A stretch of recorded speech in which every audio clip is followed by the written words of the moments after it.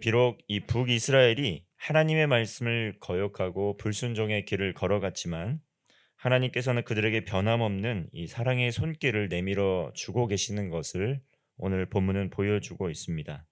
이 아합 시대 선지자 엘리야는 이 하늘로 또 올리게 되고 또 엘리사에게 이 영적인 권위, 또 영적인 지도자로서의 이 영적인 권위가 또 이양이 되는 것을 우리는 볼 수 있습니다. 이 엘리야는 하나님께서 보내신 장소로 이동하면서 이 끝까지 순종하는 삶의 모습을 보여줍니다. 이 또한 엘리사는 이 엘리야의 승천 순간까지 그를 따르며 하나님의 부르심에 대한 간절한 소망을 꺾지 않고 믿음으로 붙드는 것을 볼 수 있습니다. 이 결국 엘리야는 엘리사가 있는 곳에서 또 승천하게 되고 또 엘리사는 하나님의 선지자의 소명을 재확인하게 됩니다. 이처럼 하나님께서는 한 세대가 지나가지만 이 또 다른 세대를 통해 이 제자가 되어서 또 제자를 삼는 사역을 하십니다. 지금까지 하나님의 사람 또 믿음의 일꾼들을 통해서 이 그렇게 하나님께서 맡겨주신 이 거룩한 사명이 위임이 되었고 이 복음이 지금까지 확장되어 온 것입니다. 또한 하나님께서는 어떠한 상황 가운데서도 하나님의 사람들을 통해 그 구원의 계획과 사명을 이어가는 것을 볼 수 있습니다.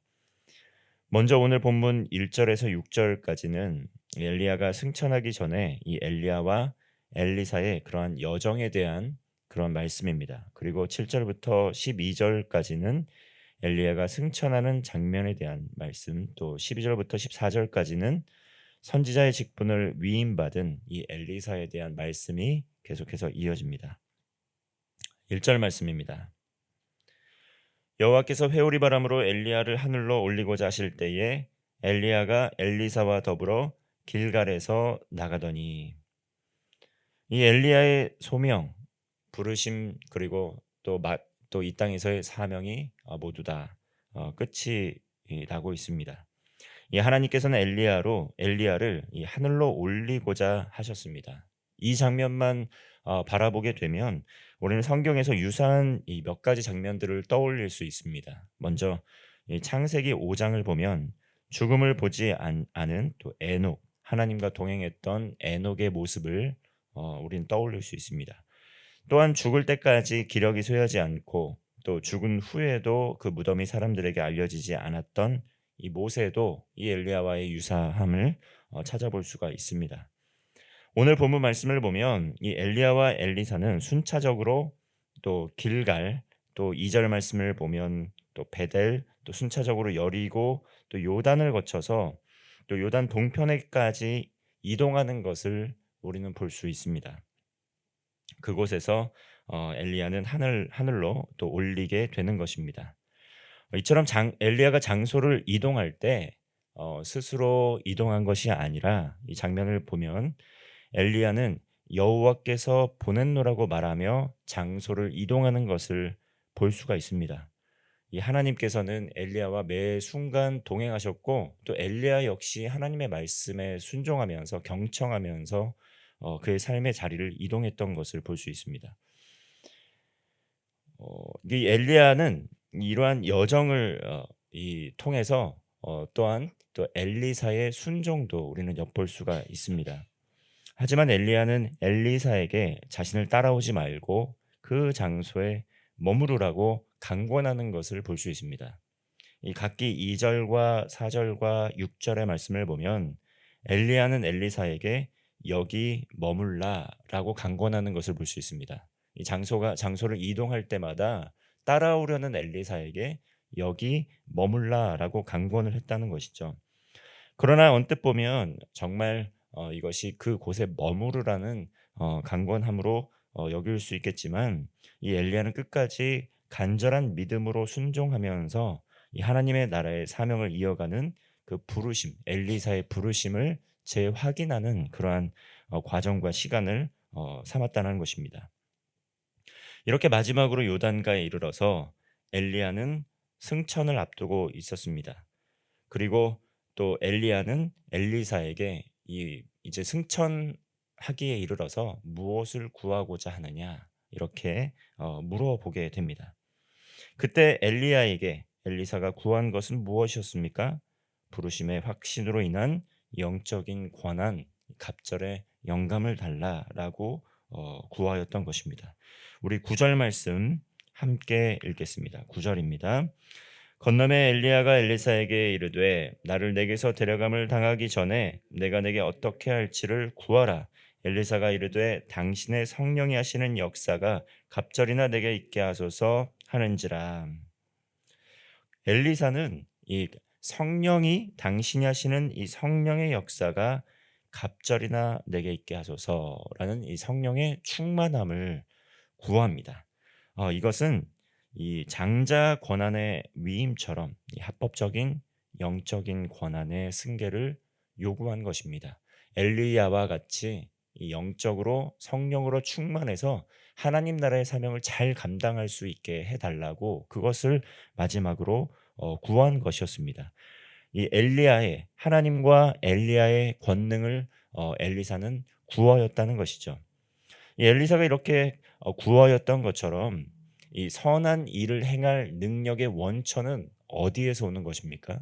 이 개인의 능력, 개인의 어떤 지적인 역량, 뭐 어떤 은사만으로만 가능한 것이 아니라 하나님께서 함께 하시고 하나님께서 능력을 주시고 성령으로 충만할 때 이러한 일들을 감당할 수 있는 것입니다. 이 영적인 전쟁은 스스로의 힘으로 이길 수 있는 전쟁이 아니라는 것이죠. 스스로의 역량으로 감당할 수 없는 것입니다. 하나님께서 도와주시고 하나님께서 능력을 주시지 않으면 감당할 수 없는 것이라는 거죠. 엘리야도 하나님의 능력으로 하나님의 권능으로 많은 대적들을 물리쳐 싸워 이겼습니다. 이처럼 엘리사도 이 땅을 살아가는 가운데 하나님의 나라를 확장하면서 하나님의 사람들을 또 구원하고 하나님의 뜻을 이루기 위해서는 하나님의 권능이 필요하다는 것을 알고 있었습니다. 그래서 매일의 삶에서 구하였던 엘리사가 마지막으로 구하였던 것 무엇입니까? 그 성령의 능력을 구하였다는 것이죠. 오늘날 우리 이 땅을 살아가는 그리스도인들, 우리가 구할 것은 무엇입니까? 그 무엇보다도 그 어떤 것보다도 또한 구하였던 것 놓치지 말고 구하여야 하는 것은 매일의 삶에서 성령 충만함을 위해서 구해야 한다는 것입니다.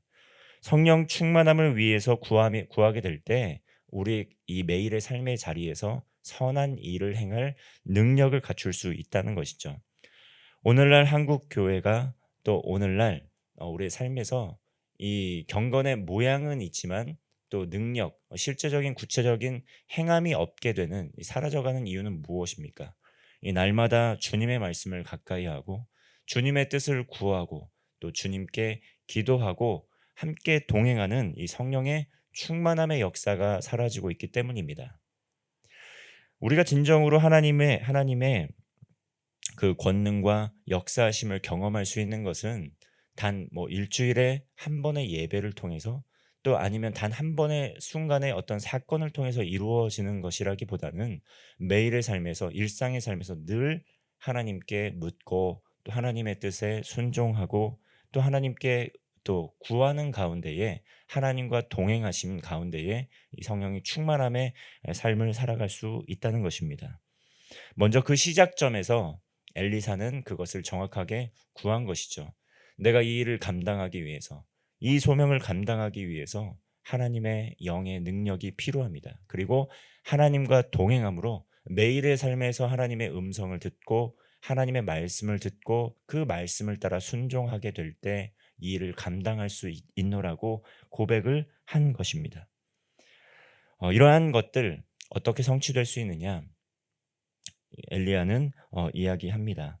네가 눈앞에 보는 이러한 간구하는 것이 내가 정말 하나님께 또 들어올림을 받게 될 때 성취되게 될 것이다라고 말씀을 하는 것이죠. 11절 말씀입니다. 이두 사람이 길을 가며 말하더니 불수레와 불말들이 두 사람을 갈라놓고 엘리야가 회오리 바람으로 하늘로 올라가더라. 이렇게 엘리야는 이 불수레와 불말들이 두 사람을 갈라놓게 되고 회오리 바람으로 하늘로 올라가게 됨으로써 이 하늘로 승천하게 되는 것입니다. 그리고 이어서 또 엘리사는 엘리야를 먼저 떠나보내며 슬픔 가운데 있지만 엘리사에게 또 이 엘리야의 선지적인 권한과 또 능력이 위임되었다는 것을 우리는 볼 수 있습니다. 13절 말씀을 보면 엘리야의 몸에서 떨어진 겉옷을 주워 가지고 돌아와 요단 언덕에 서서라고 이렇게 말씀을 하고 있습니다. 엘리야의 몸에서 떨어진 이 겉옷은 이 엘리사의 선지자적인 권한을 의미하는 것이고, 그 겉옷을 엘리사가 주워 가지고 와서 이제 선지자적인 역할, 엘리야의 뒤를 이어 하게 되는 것입니다. 이처럼 하나님 나라의 이 소명이 우리 모두에게 있습니다. 그러나 스스로 감당하는 것이 아니라 누군가 바라봄의 대상이 있다는 것이죠. 이 하나님께서는 하나님의 제자들을 세워 주십니다. 그리고 그 제자들이 또 해야 될 것은 무엇입니까? 또 다른 제자들을 세워가는 것이죠. 엘리사와 함께했던 50여 명의 그러한 선지자, 또 학생들, 또 제자들이 있었고, 또 그 모든 장면들을 함께 또 목도하면서 하나님 나라를 확장하는 데 그 소명을 다짐하는 시간이 되었습니다.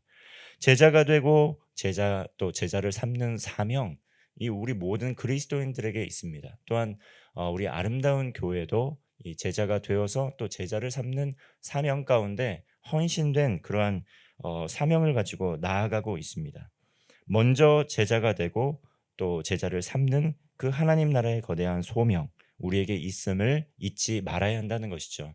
우리의 삶의 어떤 만족, 또 우리의 삶의 어떤 번영만 추구하는 것이 아니라 하나님 나라의 그러한 비전을 가지고 또 이 땅에 무너져가는 영적인 또 어둠 가운데 또 빛을 발해야 되는 사명이 우리에게 있다는 것을 기억해야 된다는 것입니다. 먼저는 가정에서, 또 교회에서, 우리의 삶의 일터에서, 모든 삶의 현장 가운데에서 또 말씀과 기도에 힘을 쓰는 가운데 영적인 예배자가 되어서 성령 충만함으로 하나님 나라의 일꾼들을 세워가는데 헌신하는 우리 모두가 되어야 한다는 것입니다.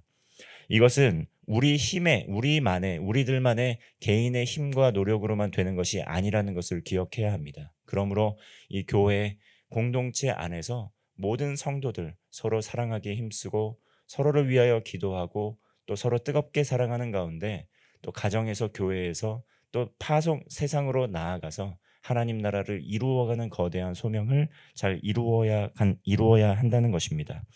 오늘 있는 삶의 자리에서, 부름받은 자리에서 성령의 능력을 구하고 하나님의 뜻과 비전을 가슴에 품고 하나님의 나라를 확장하는 그러한 복된 성도가 되시기를 주님의 이름으로 축원합니다. 기도하겠습니다. 하나님 아버지, 위대한 선지자 엘리야는 하늘로 또 불림을 받고 올라가게 되었지만 그 영적인 권한이 엘리사에게 위임이 되었다는 것을 보게 됩니다.